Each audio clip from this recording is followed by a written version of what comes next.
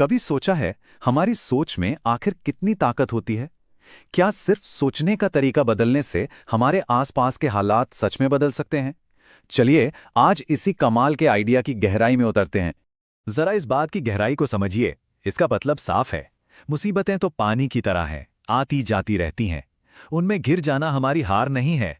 असली हार तो तब होती है जब हम उन मुसीबतों से बाहर निकलने की हिम्मत या तरीका ही भूल जाते हैं। तो मतलब साफ है कि हम बाहरी मुश्किलों का सामना कैसे करते हैं, सारा खेल उसी का है। असली लड़ाई हमारे हालात से नहीं बल्कि हमारे अपने मन के अंदर होती है। और जानते हैं इस अंदर की लड़ाई को समझने का सबसे अच्छा तरीका क्या है?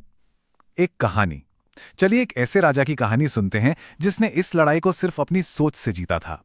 तो कहानी है एक ऐसे राजा की जो अपनी शारीरिक कमियों के बावजूद हमेशा खुश और पॉजिटिव रहते थे। और इसी वजह से ना उनके राज में हर कोई खुश था, क्योंकि राजा का दिल बहुत बड़ा था। लेकिन इतने महान राजा के मन में भी एक चिंता थी। एक ऐसी चिंता जो उनकी विरासत से, उनकी पहचान से जुड़ी हुई थी। सोचिए, राजा अपने पुरखों की गैलरी में घूम रहे हैं, एक से बढ़कर एक शानदार पेंटिंग्स लगे हैं और उनके मन में यह सवाल आ रहा है कि भविष्य में जब मेरी तस्वीर यहां लगेगी तो लोग मुझे कैसे याद रखेंगे। बस इसी चिंता को दूर करने के लिए उन्होंने फैसला किया कि वो जीते जी अपनी एक बेहतरीन पेंटिंग बनवाएंगे। लेकिन ये सवाल, ये तो राज्य के बड़े बड़े कलाकारों के लिए एक मुसीबत बन गया। उन्हें इनाम का लालच नहीं था, उन्हें तो सजा का डर सता रहा था। उन्होंने राजा की कमियों को एक प्रॉब्लम की तरह देखा और डर के मारे किसी ने हिम्मत ही नहीं की। यहां पर आकर ना कहानी बहुत दिलचस्प हो जाती है। देखिए कैसे दो अलग अलग तरह की सोच काम करती है। जहां बड़े बड़े कलाकार इसे एक मुसीबत की तरह देख रहे थे और डर की वजह से पीछे हट गए, वहीं एक नौजवान लड़का आगे आया। उसने इसे एक मुश्किल नहीं बल्कि एक चुनौती, एक मौके की तरह देखा। तो चलिए देखते हैं कि उस लड़के ने अपनी सोच के दम पर कैसे इस मुश्किल को एक मौके में बदल दिया। क्या कमाल का आइडिया था! मतलब वाह! उस लड़के ने राजा की कमी को छुपाया नहीं, बिल्कुल नहीं, बल्कि उसे एक योद्धा की शान बना दिया।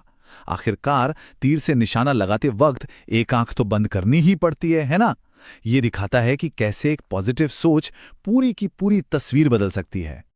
और राजा का जो जवाब था वो उस लड़के की सोच की जीत थी और पॉजिटिव थिंकिंग की ताकत का सबसे बड़ा सबूत भी। राजा इतने खुश हुए कि उन्होंने उस लड़के को मुंह मांगा इनाम दिया। चलिए, ये तो एक पुरानी कहानी हो गई, लेकिन क्या ये सिद्धांत, ये सोच आज की दुनिया में भी काम करती है? बिल्कुल करती है। इसे समझने के लिए अब मिलते हैं अमन से। अमन के जिंदगी में मुश्किलों की कोई कमी नहीं थी। मतलब एक साथ कई मोर्चों पर लड़ाई चल रही थी। घर की माली हालत खराब थी, मां की तबीयत ठीक नहीं रहती थी, ऊपर से करियर और परिवार की ढेरों जिम्मेदारियां। इतनी सारी परेशानियों के बीच अमन ने एक चीज को टूटने नहीं दिया, और वो थी उसकी सोच। उसका एक ही मंत्र था कि हालात चाहे कितने भी खराब हों, मेरी सोच मजबूत रहनी चाहिए। मैं सब ठीक कर लूंगा। और इसका नतीजा हैरान करने वाला था।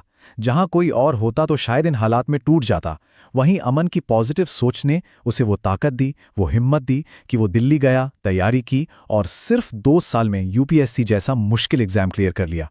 ये साबित करता है कि असली जीत हमेशा दिमाग में ही होती है। तो राजा की कहानी और अमन की कहानी, इन दोनों से हम क्या सीखते हैं? चलिए अब उस विनिंग माइंडसेट यानी जीतने वाली सोच के सीक्रेट को समझते हैं। ये कोई रॉकेट साइंस नहीं है, बस 4 आसान से स्टेप्स हैं। पहला, जो भी मुश्किल है उसे स्वीकार करो, भागो मत। दूसरा, उसे देखने का अपना नजरिया बदलो, जैसा उस लड़के ने किया। तीसरा, हर मुश्किल में एक मौका छुपा होता है, उसे ढूंढो। और आखिर में पूरे आत्मविश्वास के साथ उस मौके पर काम करो, बिल्कुल अमन की तरह। तो अब आखिर में बस एक सवाल, हर किसी की जिंदगी में कोई ना कोई चुनौती तो होती ही है, तो वो कौन सी चुनौती है जिसे सिर्फ